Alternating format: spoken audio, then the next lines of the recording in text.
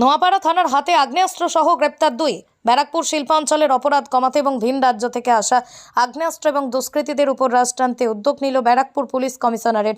Barrackpore police কমিশনারেটের অন্তর্গত নোয়াপাড়া থানা এলাকায় গোপন সূত্রে খবর পেয়ে ইছাপুর স্টেশনের কাছ থেকেই সন্দেহজনকভাবে ঘোরাফেরা করতে দেখা যায় 2 যুবককে। সন্দেহ হয় পুলিশের।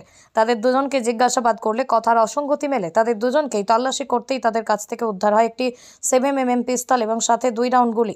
শুক্রবার ওদের দুইজনকেই ব্যারাকপুর মহকুমা আদালতে পাঠানো হয় নোয়াপাড়া থানার পুলিশের পক্ষ থেকে। তাদের দুজনকেই 14 দিনের পুলিশের হেফাজতে পাওয়ার জন্য আবেদন জানানো হয়েছে ব্যারাকপুর মহকুমা আদালতের বিচারকের কাছে নোয়াপাড়া থানার পুলিশের পক্ষ থেকে।